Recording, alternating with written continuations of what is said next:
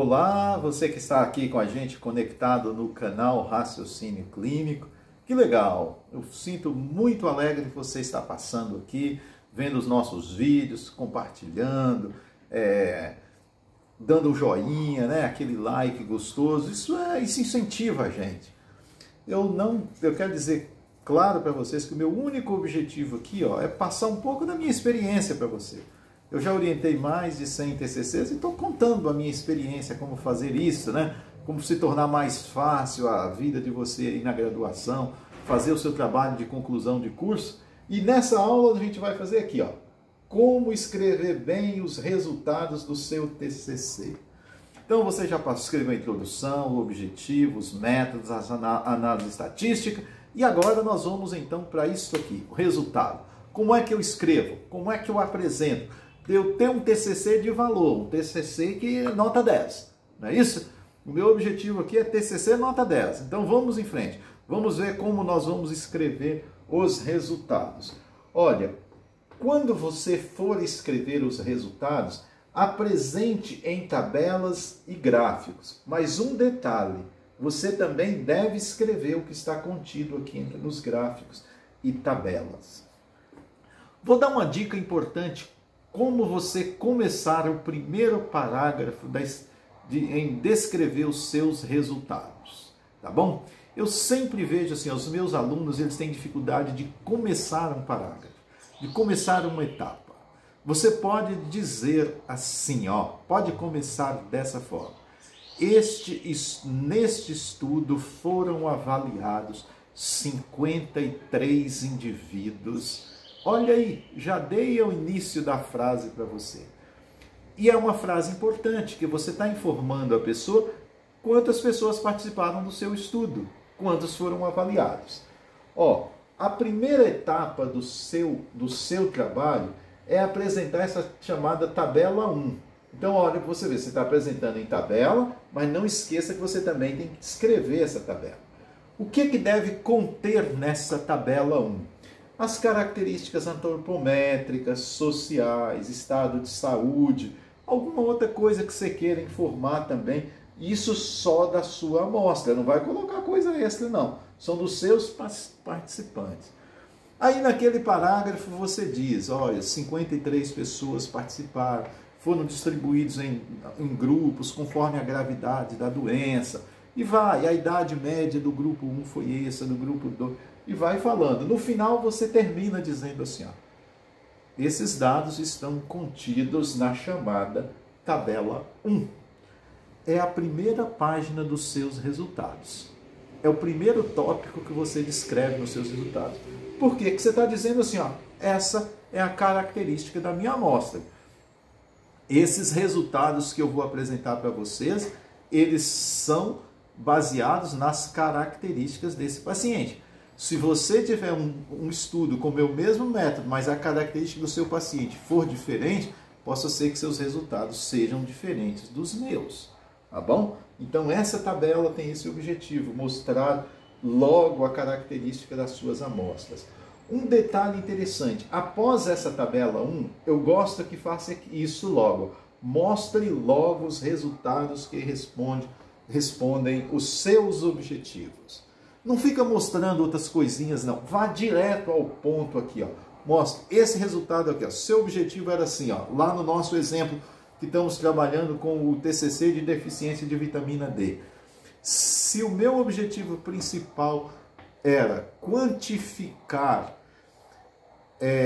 a deficiência de vitamina D, eu posso então dizer aqui nesse meu resultado, olha, a vitamina D, a deficiência, ela pode ser leve, moderada, grave e muito grave.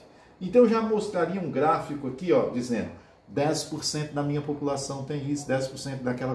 Pronto, já respondia direto. Dizendo quanto estava de cada estadiamento da gravidade da doença. Não fique apresentando outras coisas, vá direto. Os resultados mais importantes do trabalho ou o resultado mais importante do trabalho é aquele que responde o seu principal objetivo. Geralmente eu gosto que apresente isso em gráfico e não em tabela. O gráfico ele é visualmente melhor. A pessoa olha e já entende aquilo ali, pronto. Então esse principal resultado eu gosto muito que apresente em gráfico. Não é proibido apresentar em tabela, mas eu prefiro em gráfico, tá bom? Um outro detalhe, ó, aqueles achados que não estão vinculados aos objetivos, mas que você julgar importante, eles podem também estar nos seus resultados. Não tem problema nenhum, mas depois que você responder os seus objetivos. Tá bom? Não deixe os seus objetivos para o último. Ah, aquele negócio eu vou guardar a sobremesa para o final da festa. O melhor do vinho... Não, não. Aqui o melhor do vinho é no início da festa mesmo, não é no final não. Tá bom? É assim que se faz os resultados. Eu vou mostrar para vocês aqui algumas coisas importantes aqui. Olha o que eu falei aqui da tal da tabela 1, tá? Então vamos ver como eu apresentei nesse exemplo uma tabela 1, ó. Caracterização da amostra segundo o grau de deficiência da vitamina D. Então eu coloquei os indivíduos que são normais, os indivíduos que têm um comprometimento leve, que têm um comprometimento moderado e que têm um comprometimento grave e muito grave. Isto aqui eu estou apresentando em números absolutos, não estou apresentando em percentual. Então, de 30 a 40 anos, eu tinha 55 indivíduos normais, 15 que era leve, 25 moderado, 5 que era graves e 5 muito graves. Você pode também apresentar em percentual, é só você colocar aqui o símbolozinho percentual e eu sei que esses valores seriam em percentuais. Mas eu estou apresentando aqui em números absolutos. De 41 a 50 anos, olha, quantos tinha normal, quantos tinham comprometimento leve, quantos tinham um comprometimento moderado e assim sucessivamente. Se você somar todos esses números aqui, você vai ter o N do meu estudo, né? Como eu estou dando em absoluto e não em percentual, você vai saber. Por exemplo, em 60 anos, quantas pessoas eu tinha na minha amostra maior do que 60 anos? Ó, 75, 90, 100 indivíduos aqui com mais de 60 anos. Mesma coisa, se eu fizer aqui de 41 a 50 anos, quantos indivíduos? 70, 90, 100 indivíduos. Olha que legal. Se vocês perceberem, eu vou ter 100 em cada faixa etária. Foi a propósito que eu fiz isso. Mas apresentei minha tabela 1. As características aqui da amostra segundo o grau de deficiência da vitamina D conforme a idade. Olha só para vocês verem. Todos, já dei a minha característica ali. Caracterizei a minha amostra na tabela 1. Vamos ver o próximo? Agora eu já estou apresentando uma forma gráfica. E agora eu não estou apresentando em números absolutos. Eu estou dando, ó, classificação dos pacientes segundo a gravidade da deficiência da vitamina D. Então eu já não estou mais preocupado com a idade, eu só estou preocupado agora com a circunstância da gravidade da doença. Olha, de toda aquela amostra que eu tinha ali, 600 pacientes, 45% está normal, não tem problema com a vitamina D. 15% tem um comprometimento leve, 20% comprometimento moderado, 10% um comprometimento grave, 5% um comprometimento muito grave. Você olha o gráfico, você já entende tudo. Você já sabe qual é a mensagem que tem aqui. Isso que você tem que preocupar quando você vai mostrar em um gráfico. Se ele está entendível, se a pessoa olha e já entende o que está nesse gráfico. Aí você vai escrever também esse gráfico. Olha, na figura 1 pode ser visto que 45% dos indivíduos entrevistados, dos indivíduos que participaram desse estudo, não tinha comprometimento ou não tinha deficiência da vitamina D. Entretanto, nós vimos que entre os comprometidos, a maioria estava com comprometimento moderado. Escreva bem o seu gráfico para a pessoa também ver que você tem capacidade de escrita. Vamos para o próximo aqui, ó.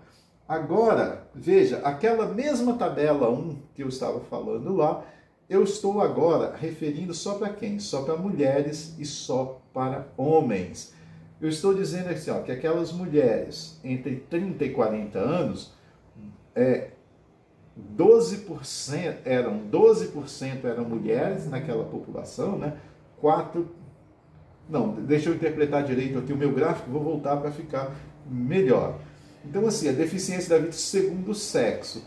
para essa idade aqui eu tenho 12% de mulheres, 4% de homens. Aí eu coloco, olha, isso aqui não há diferença entre homens e mulheres para essa idade, o comprometimento é igual segundo o sexo. Para os 41 a 50 anos, eu tenho 17% das mulheres, 3% dos homens. Por que eu sei percentual? Porque eu coloquei o símbolo aqui, ó. Não posso deixar de colocar a unidade de medida, porque senão eu diria que tinha 17 mulheres e 3 homens. Não, 17%, 3%. Já deu diferença estatística aqui, ó. Então, o comprometimento para essa faixa na deficiência de vitamina D é maior entre as mulheres. Se eu pegar nessa faixa etária, 21% das mulheres, 5% dos homens, isso também dá diferença estatística. E maior do que 60 anos. Então, eu tenho 22% das mulheres, 6% dos homens, também dá diferença. O que eu posso escrever nessa tabela? Posso mostrar a primeira coisa, que a prevalência de deficiência de vitamina D é maior nas mulheres do que nos homens. Isso se agrava quando a faixa etária é mais avançada, né? É o que eu posso descrever nessa tabela. E que a prevalência também aumenta nas mulheres conforme a idade, mas ela praticamente se estabelece dos homens, não tem variação conforme a idade. Olha para você ver como você vai apresentando seus resultados vai ficando bonito, vai ficando factível. Muito interessante um estudo desse aqui, né? Quando você vê um estudo dessa forma que eu estou apresentando para você, você fala, mas que coisa, dá para publicar isso? É perfeitamente publicável um artigo desse, porque tem dados interessantes, basta apenas você saber como escrever. A maioria dos TCCs não são mal feitos, são mal escritos, por isso que não se publica. Quando você apresenta bem os resultados, quando você escreve bem, geralmente o TCC é publicável. Ah, lembra que eu havia falado para vocês lá das correlações de Pearson e de Spearman? Olha aqui agora, correlação entre horas de sol e nível de vitamina D sérico. Então, nessa parte do gráfico eu estou vendo o nível de vitamina D em milimol e estou vendo as horas de sol que as pessoas se expõem diariamente. Então, veja o que a gente percebe. Ó. Esse indivíduo está se expondo pouco tempo no sol. Olha lá o nível de vitamina D. Esse aqui se expôs mais um pouquinho, subiu. Esse se expôs também, subiu. Esse já expôs um pouco mais, subiu. Esse aqui, ó, já subiu, já se expôs mais ao sol. Olha como está subindo o nível de vitamina D. Esses aqui também se expuseram bastante, subiu muito. O que a gente viu nesse gráfico? E quanto maior é o tempo de exposição do sol, maior é o nível de vitamina D sérica. Mas a gente percebe que se expor 1 hora e se expor 2 horas, a diferença é muito pequena. Então, para o que a gente pode interpretar isso aqui, ó, se expor ao sol 1 hora por dia, já é o suficiente para eu ter o nível de vitamina D normal na corrente sanguínea. Ok? Uma forma muito legal de apresentar os nossos resultados, os resultados de um TCC. Uma pesquisa simples que nós realizamos e os resultados bem apresentados. É isso que eu quero que você faça no seu TCC. Não precisa fazer coisas mirabolantes, faça coisas simples, mas apresente uma resposta bem dada, apresente uma resposta bem escrita, apresente uns resultados que sejam agradáveis das pessoas ler e admirar a capacidade que você tem de produzir ciência. Beleza? Ok? Eu sou o professor Elias Porto e estamos fazendo esse curso de como escrever bem o seu TCC. Escrever um TCC nota 10, não é isso? Ok. Se você gostou desse vídeo, não esqueça, deixa um likezinho lá pra gente. Divulgue o nosso canal, se inscreva se você ainda não é inscrito. Vamos ajudar para que essas informações científicas de alto padrão possam chegar a novas pessoas, a um monte de alunos que estão construindo o TCC. Beleza? Conto com você.